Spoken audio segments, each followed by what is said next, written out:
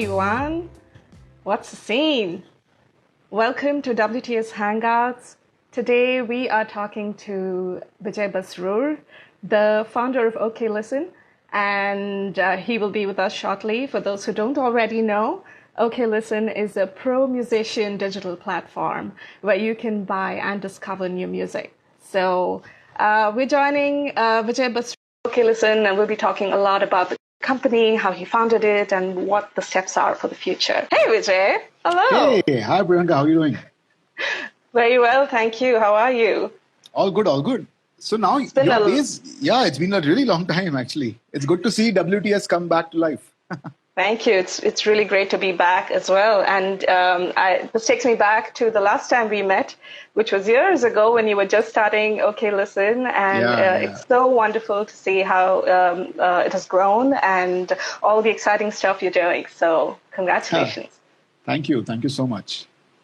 So today I wanted to start off with asking you, firstly, it's very intriguing. I heard that the whole concept and idea of OK Listen started with a tweet, right? Oh, yeah. So I want to know what the story behind that is, and could you tell us more about that? Oh yeah. So basically, this was in 2012, early January.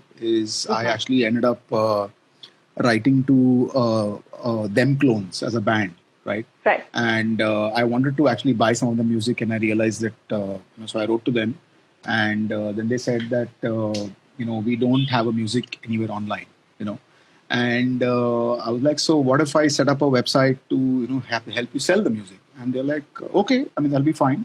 So I actually tweeted to the band, and I think the band replied from there, and then we got on a conversation. So that's how the journey started, by a tweet, because I didn't know how to reach out to the artists, and I sort of figured out that Twitter was one of the ways to reach out, and that's how it all started. That's wonderful.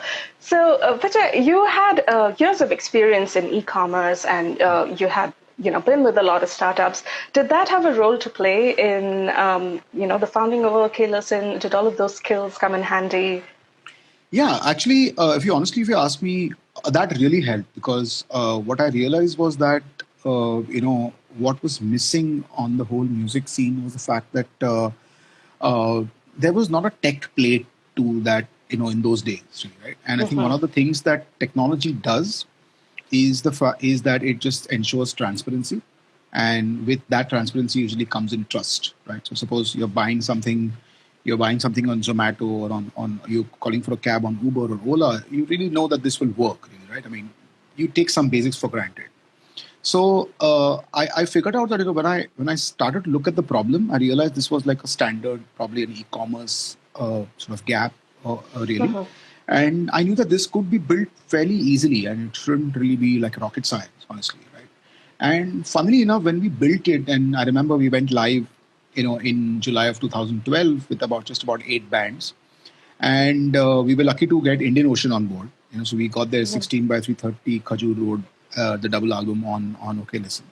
And in the first month, I think the band earned some 500 odd rupees or 600 rupees, whatever it is. Some very early days, right?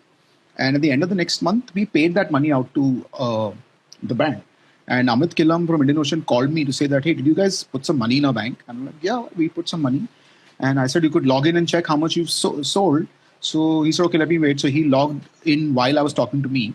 And he said, yeah, I can see whatever, some $600, and you paid that money in the bank. So I was like, wow, this is like incredible. And I was like, dude, this is how it's done. I mean, it's no big deal. So that's when I realized that the musician community was, so under-serviced in terms of the tech ecosystem. Of course, things have really changed now. That experience of mine really helped for sure. Great. Vijay, what do you have to say about why the name OK Listen? I bet you get this a lot, but I don't know the story behind the name OK Listen, so I'd love to. So actually, it was just I liked that horn OK please behind a truck, and I was trying to figure out what kind of domain that I would get. So I tried, horn music, horn OK music, and I was just going around with whatever the domain was available, and I just stumbled upon OK Listen. And obviously, it was a very colloquial thing. A lot of people say, hey, OK Listen, stuff like that. And I said, hey, this is the .com was available. I'm like, dude, buy it. That's how it is. So I started out by this horn OK please, and that's how it sort of ended up going. But yeah, I mean, it was just serendipity actually. I love the sound of it, especially because, like you said, it's a phrase that people commonly Yeah, say. yeah. It's also It's like, worked a okay, lot in listen, our check favor. out this. Yeah, it's Yeah, worked a lot I in our love that. favor. Yeah, yeah. And also, it's easy to, like, when you think of branding and marketing, it's easy to play around with that Yep, phrase a yep. lot. So I know. Well, that's great, all. great choice. I didn't think about all that when I started it. It was all, Uh-huh. hindsight. It all Yeah, worked out. yeah, yeah, I guess so. Yeah.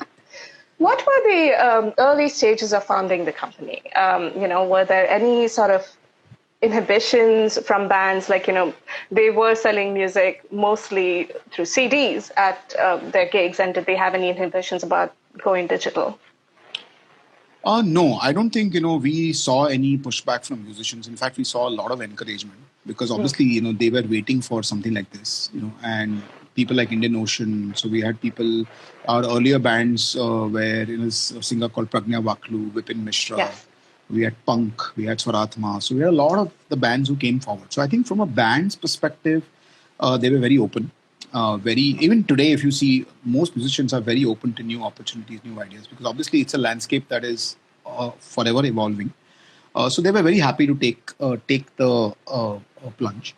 However, of course, people had, I think the only thing that they had was that, okay, if I give an MP3 file, then what happens if he, sends it to multiple of his friends, and Mm. what about piracy and all that kind of stuff. So those questions obviously, came on, and obviously we had to tell them that, look, I mean, it's the way it works. In, let's say, at that time it was iTunes, so there was Amazon Music, Mhm. and it was just the, when you give like a DRM free file, Mhm. that's the logic of it. And somebody rips it and puts it on Napster or whatever those things were. So that's you have to live with it. I mean, there's nothing much you can do about it. But fortunately, with independent music, what happens is most of the people who buy music are less likely to pirate it. So obviously, only the really very very popular artists we could see their music getting pirated. But otherwise, small time artists, I think, were not getting pirated. So that I think was okay with us. Really. Great. How has your strategy changed now, given the way we consume music today? Oh, actually, it has changed dramatically. So, I think Mm. we saw that coming in, say, 2014, 2015 is when we started seeing, platforms like Apple Music come up, Spotify was coming up. In India, there was Ghana, there was Savan, there was Wink, all of that stuff, right? So, we obviously knew that streaming was becoming a large part of, the consumption aspect. Mhm. And so what we did, of course, early on, which is about 2014, is when we also allowed for global distribution. So between 2012 and 2014, we were pretty much a paper download play, something like a Bandcamp, Mhm. right? So we were just like, you can buy music, pay, the bigger chunk goes to the artist, and that's about it, right? But then we added distribution to the digital distribution to the whole, offering, and then we started distributing music to all streaming platforms and all that stuff, right? And I think ever since, I mean, everybody calls it the geo effect. So I think starting, I would say 2016 onwards is Mhm. when geo launched. I think we saw like a massive explosion, right, on content consumption. So today, right now, we are seeing about 98% of consumption on streaming and maybe like 2% on downloads, right? And that's the way the consumer likes it right now. And but of course, there's a very small extreme, like maybe like a 0.001 percentage of audience which wants to buy, lossless or FLAC or maybe like a vinyl and things like that. And those are really hardcore fans. And I think today musicians also want to be able to service that really close fan base.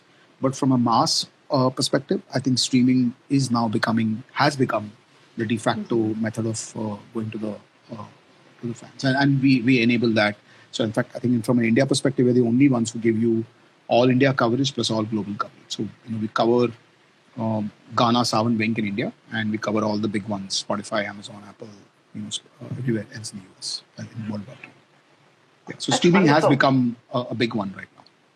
Vijay, what do you have to say to music buffs today about why it is important to buy music even when it can be readily streamed?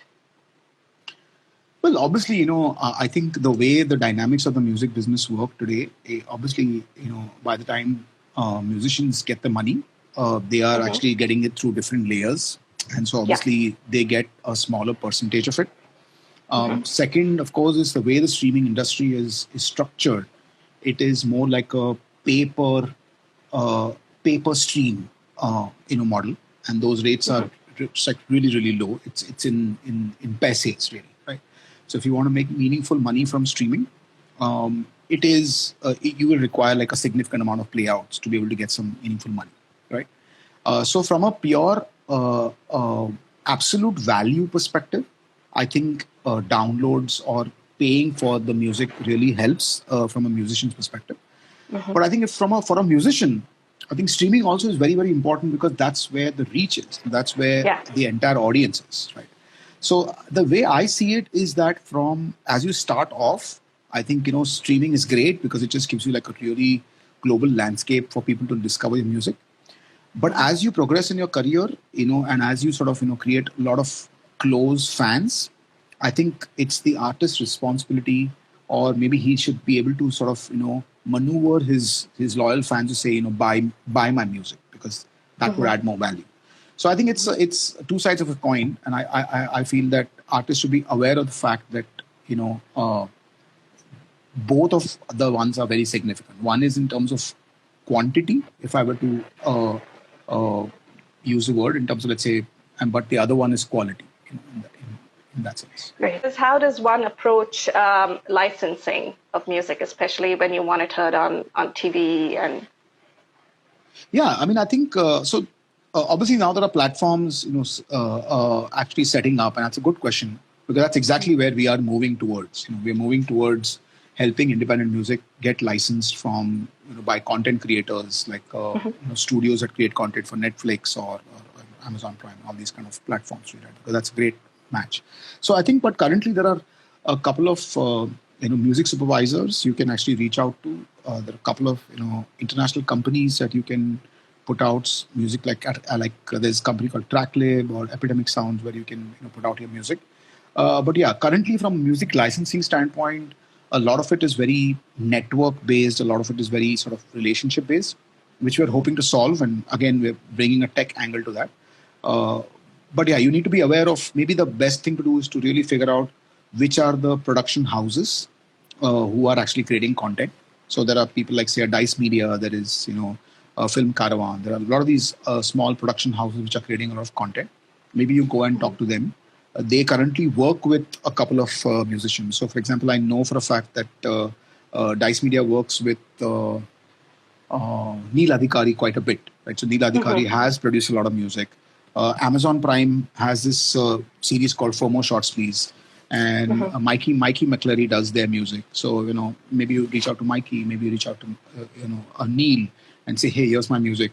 Check it out. Can I play for one of your tracks, or can you license out my music? So that's probably the way to approach it. That's what I guess. Great. Is blockchain tech the next move for independent music or music in general? Well, it is built to be, right? But I am really sort of not sure whether we have any tangible offerings in the market right now which really demonstrate that, right?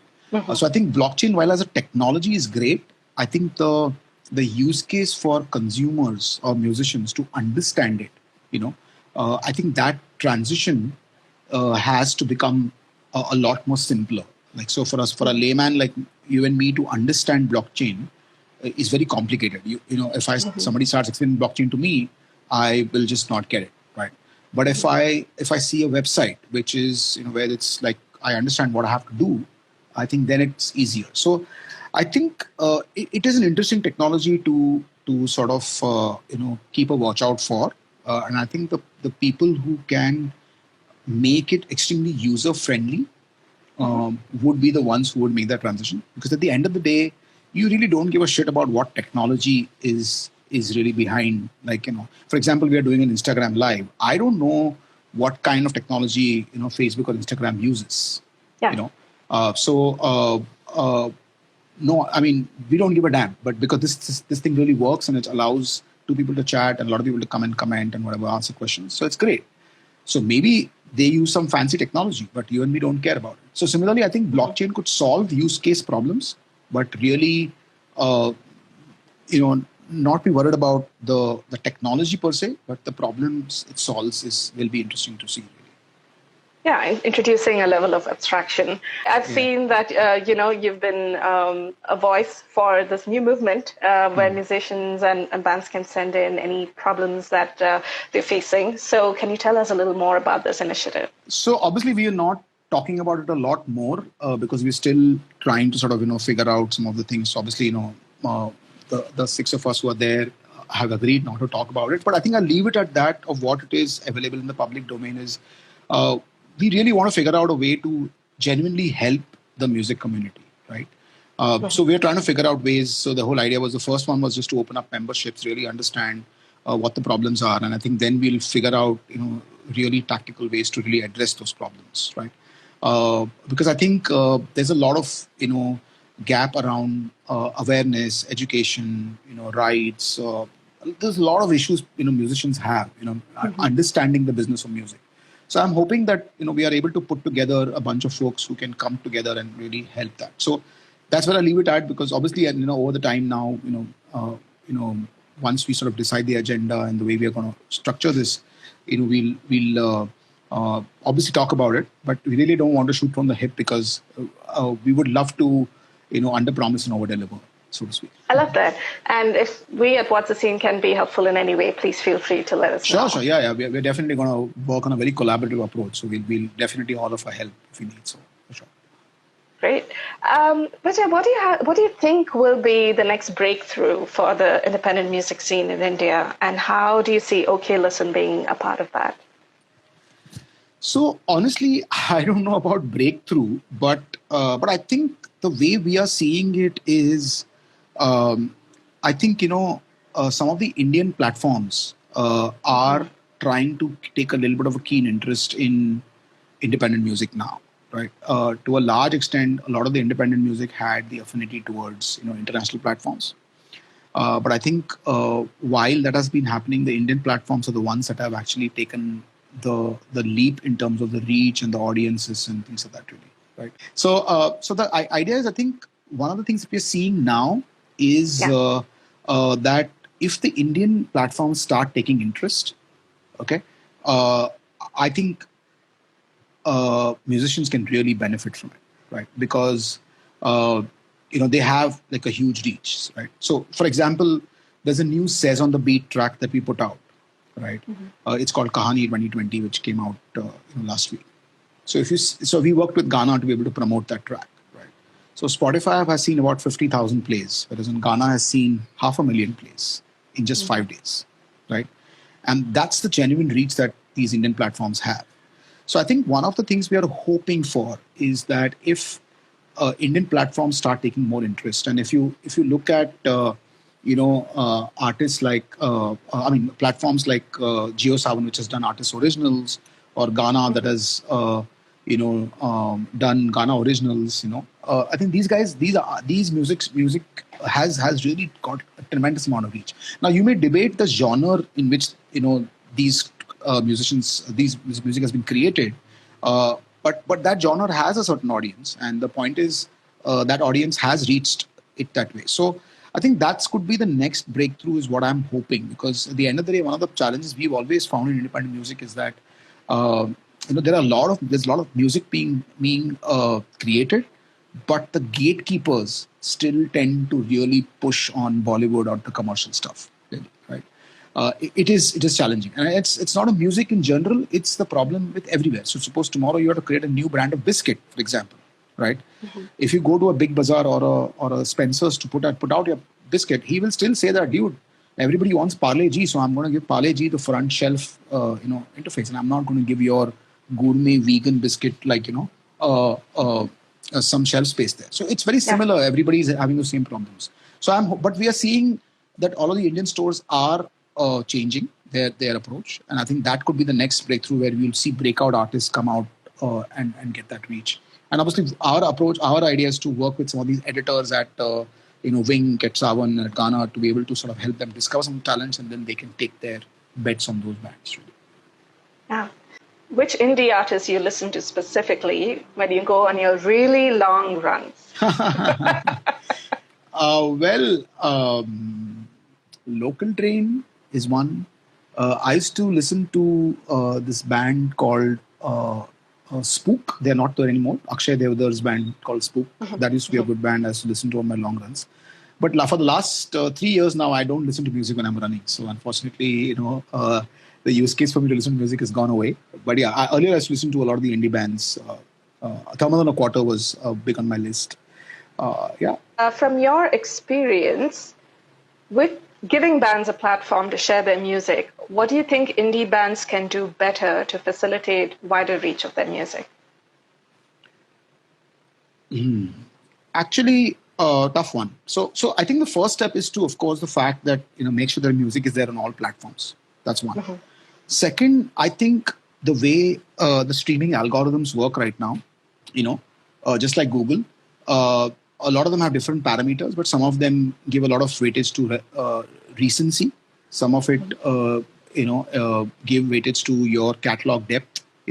Some of them give weightage to the kind of various genres you play in. Really, so the idea is to really, figure out, listen to your own music on, let's say, a Spotify, okay, and figure out who is the next band that gets recommended after your music gets played, right?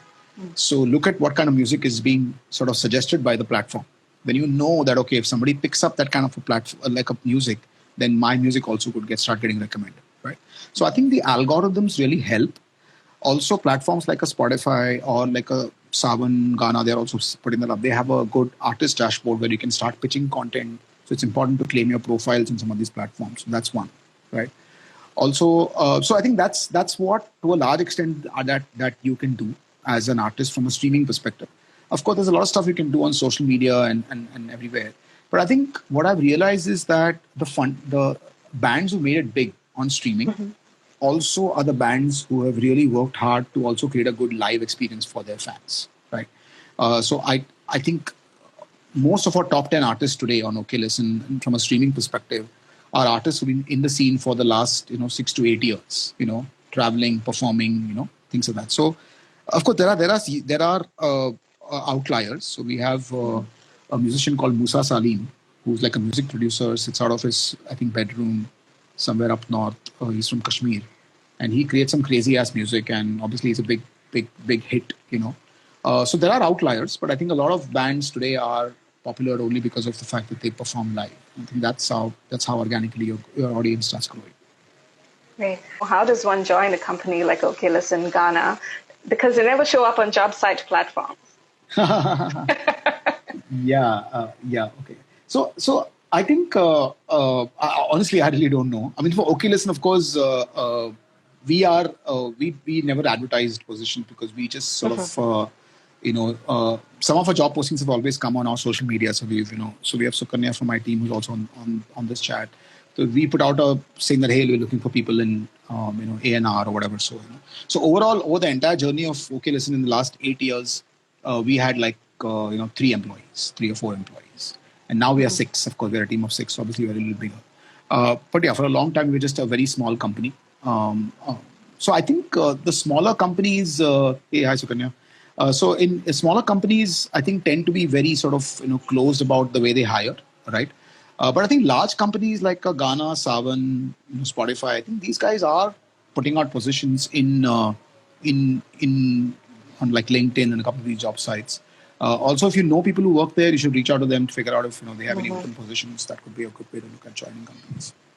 But I think one caveat I have to say is that a lot of people want to join music companies because they feel that they love music, right? And I think that's the worst qualifier to look for a job in the music industry, right?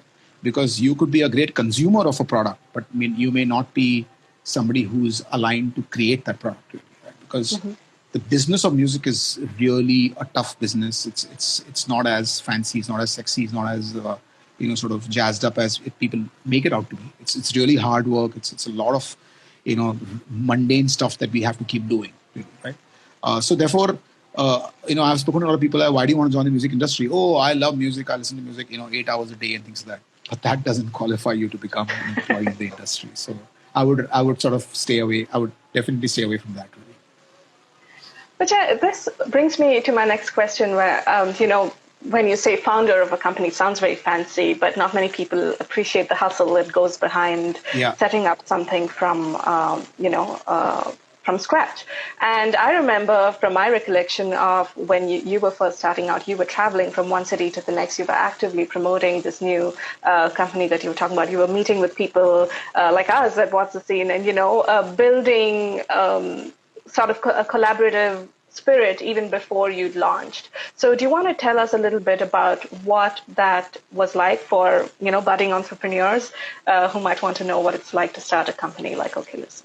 So, yeah, I mean, yeah, it was hard. The first 2-3 years were really hard, no doubt about it. Because I think in general, what I felt is, in the first, at least about 12 to 16 months, whoever I went to, with the idea, apart from musicians, our fans, you know, everybody told me that, okay, listen, was the worst idea on this planet and it'll never work, right? That's always the case. Yeah. They're always naysayers. So Yeah. the good part was I was getting a lot of validation from musicians and from their core fans saying, "Hey, this is great." So I remember when Agam launched their album, they had a gig at Hard Rock Cafe in Bangalore, and I went for the gig, because my brother lives in Bangalore, and we had launched the album on OK Listen on that night. Okay, in 20 minutes, our website crashed, right? Because there were I think we saw some 160 people buy the album in like one night, okay? Which was crazy. So I knew that, if Agam says, hey, go and buy my music, they would go and buy music there, right? So today when Agam says, listen to my music, obviously they'll open up the app of their choice and they listen to the music there. But that was a great, feedback for me. So I knew there was a gap, there was an opportunity. The only thing that I didn't have clarity on that how big was the opportunity, right? So maybe some amount of research helps.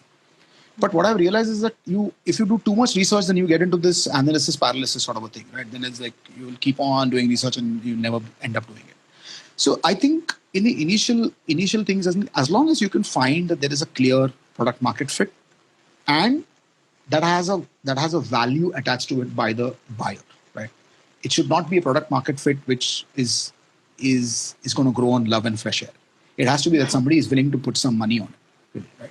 So I think if there is that value proposition and you identified an opportunity, I think you need a lot of conviction to be able to, sort of tide through it for the first, 12, 18 months, till the time people see the validation. Because what I've seen is a lot of people who want to work with you don't want to take that risk. But once that risk is mitigated and is out there to see, then people will want to join and join that ride. Okay. So obviously the trouble for me was that a lot of artists, a lot of, let's say, VCs or whatever, I put my own money for the first, 1.5 year, and I was obviously going bankrupt, because I had, in fact, my daughter at that time was like 4 years old, and, my wife had taken a sabbatical and things like that. So obviously we had a tough time. So I wanted to make sure that, we figure out some sort of a plan to be able to raise capital, right? And which honestly, I think the only hindsight advice I would give to entrepreneurs is to definitely have a lot of conviction, belief in your idea, go with it, but have a plan B, which means that worst case scenario, if your product idea doesn't work out, right, then what is the plan? Because the reality is for every one startup success, there are 100 that fail, right? So on those failures, if you are, God forbid, one of them, if you cut the cord at the right time, you will definitely do much better, right? So if you're working on idea, you say, okay, I have a bank balance, I can sail through it for, let's say, 18 months. But on the 16th month, if I see that I'm not able to raise more capital or I'm not getting traction or whatever those metrics are for you to sustain yourself further, then just back off, right? Just cut it off. It's better to cut it off and say, okay, fair enough. I tried. I gave it a good shot, but it didn't work out. That's fine, So I think, fortunately for me, what happened is that, I actually ended up going back to a day job, right? Because for 3 years, I did this on full time and I realized that I was looking at the end of my bank balance. And I said, okay, let me go back to a day job. So I went back to a day job, but I sustained, okay, listen, on the side, hired somebody to manage all the operations, because the advantage of building a completely tech first company was the fact that I didn't need like 20 people to run the company. I just needed one guy to do it. And after that guy quit is when we got Sukanya on board. And Sukanya pretty much held fort alone for about a couple of years till the time I got back, on OK Listen full time. So yeah, so I adopted a strategy which was, I was cognizant that there was potential, but I had to figure out to get bread on the, food on the table. So I had to go back to a major. So the idea, I think, is to be not be very sort of romantic. I think the idea is not to romanticize the idea of entrepreneurship. Idea is to be very practical about it. Give it your best shot. If it doesn't work, figure out a plan B and try and figure that out early on, because there is a very high chance you might not make it. Right. So figure out a plan B and then it's okay to just go back, because fortunately, I think the Indian sort of ecosystem is now very open to take on people who've tried some stuff, failed, but have learned on the way. So if you're somebody who was a founder but really didn't make it big, people are very happy to take you on their company, as long as you really did something really tangible and something that was valued at that point in time. Maybe it did not end up as a final product or whatever, but you have to have had put in some solid work, and people will definitely value that. I don't know. I hope you answered my question. Answered your question. Yeah, which I want to know more about. You touched upon it a little bit about how the team has evolved. 11 months in, you also brought in a co-founder, Bhavin. So would you like to talk a little bit about his contributions and other people on your team who've been driving this? Yeah. I think it was important because Bhavin came in. So when I started OK Listen, I actually worked with a company called Beard Design, which has now become Opposite, and they're very popular. At that time, they were very small, working out of a small outfit in Goa. And I worked with a software company called Webanize. So I put the whole software and the design thing together, and it was easy for me to kick off, right?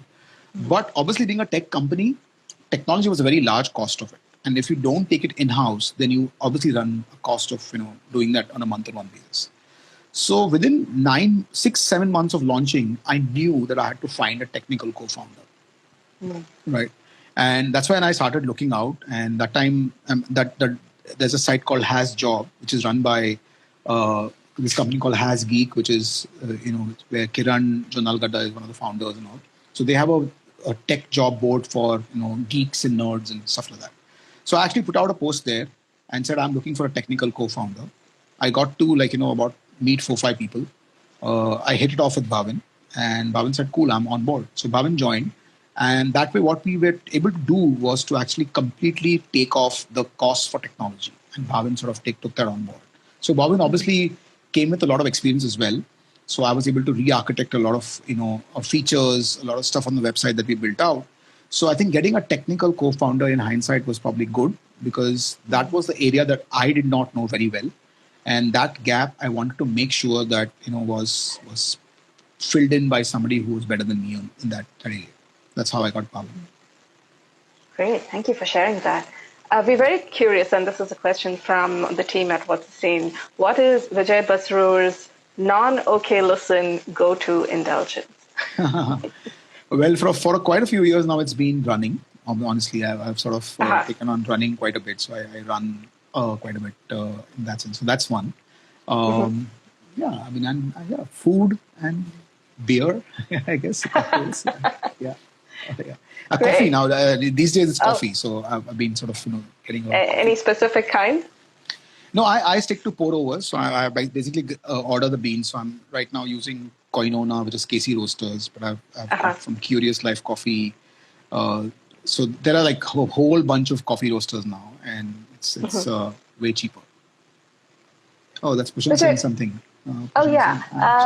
Slight diversion. He actually is telling us it's your integrity that we like. From the perspective of an artist, that's all we want. So thank you for taking I think. how lovely.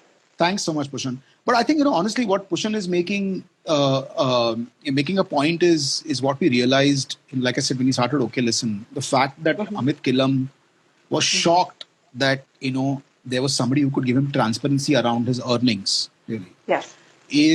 Was like a revelation to me. And I said, the expectations actually from a musician's perspective are extremely low when they start working with people, right? It's about respecting their art. It's about making sure that they value it and making sure that, you have the interest in mind for the artist, right? So I think you're right. And Pushan obviously we are a big fan of Pushan. Pushan's been a big fan. But I think a lot of artists today like working with us because A, we are very, very sort of, we keep the artists in mind.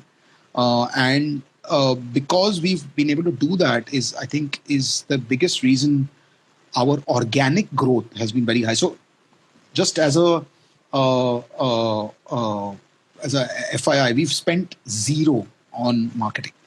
Okay. A lot of the musicians that come to us are purely on referral. Right.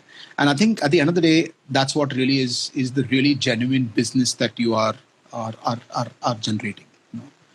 So yeah, coming from an artist perspective is very, very important, and that's very crucial to us. So there are a lot of people, like, a lot of artists come to us and say, hey, look, we are going to try out some other distributor for this new release, right? So we are like, okay, cool, please go and try it out, Yeah. but whenever you try it out, just come and tell us how the experience has been, because if it was better, then we'll try and improve ourselves. If it was shitty, obviously you'll come back to us, right? I love So that we've been attitude. so a lot of artists have done that. They've come back, stayed with us again, gone back. So because it's a choice, and as a consumer, you have a choice, and I think we should respect that and not really talk about the fact that, hey, no, only work with us, don't work with anybody, and things like that. So I don't think we've ever had that sort of approach, and that's what also a lot of artists appreciate it for, and they eventually come back. So it's good for us. It's worked now. It worked out in the long run. Yeah, and you had a period of time where you gave 100% of the, whatever you made out of selling music to the artist and didn't keep any cut. So It's happening right now. It's happening right now. It's happening right now. So Ever do you since think the fans are lockdown. responding to that music lovers are buying music? You don't think so? Okay. Not as much, honestly. I mean, we really would have thought that the core fans would have come back to buy music, but no. Unfortunately, I mean, we'll be very candid to say that we were a little disappointed. There are a couple of bands who really pushed hard. So, for example, we work with this Hindi rock band called Nalayak. They really put out, before putting out to streaming platforms, they put out the album on OK Listen exclusively for 2 weeks, and yeah, they did get a good response from about, I would say, 50, 70 of their colos fans. But I think in general, the Indian consumer has really been spoiled for choice, right? And honestly, I think the streaming platforms are also having it really tough, right?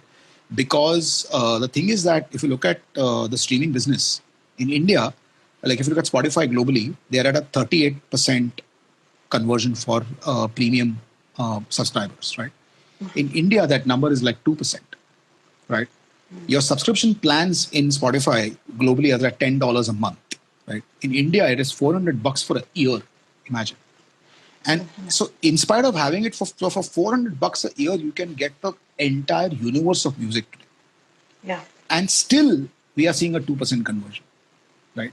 So the problem, I think, is that Indian consumers have just been spoiled with this whole that you can even do this for free, really, right? So I think that really sort of has changed, but hopefully, I think I feel that over time things will improve. I'm hopeful that the direct to fan monetization opportunities will start, improving or maturing. So hopefully, I think musicians should start being able to monetize their fans a little better over time.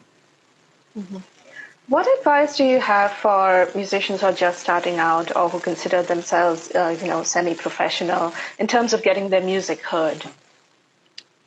Well, actually, I would just say, just put your music out there, first of all, right? Because I think what we realize is that there is a listener to every type of music, right? So whether it's dark ambient music, which let's say somebody like me will not relate to, but there will be, let's say, 10,000 people who listen to dark ambient music, right? So there are people who have put out poetry and music, right?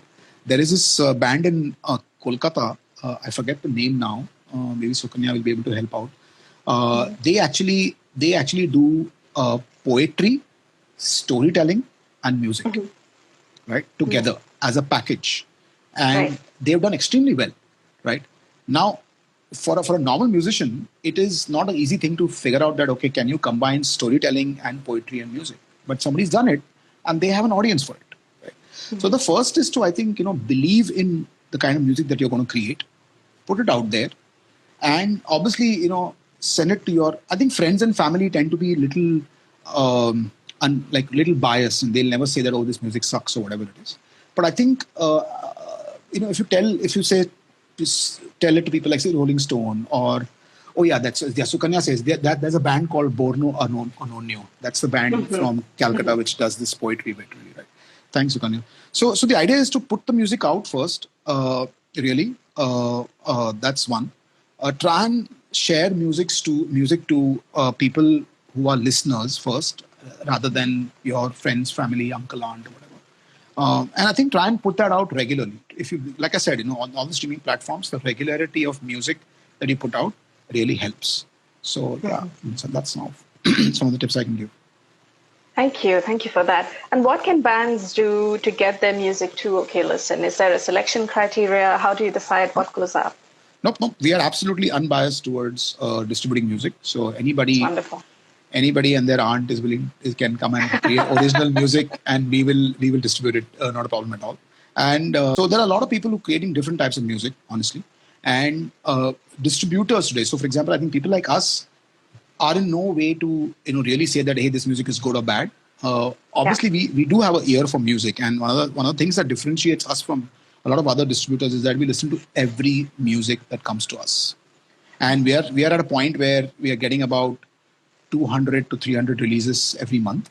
I know this will not scale as much, but obviously, we try and listen to as much as the music that comes into us.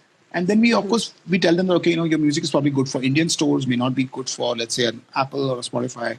Those are just sort of, approaches we tell the artists, not really that we comment on it or whatever.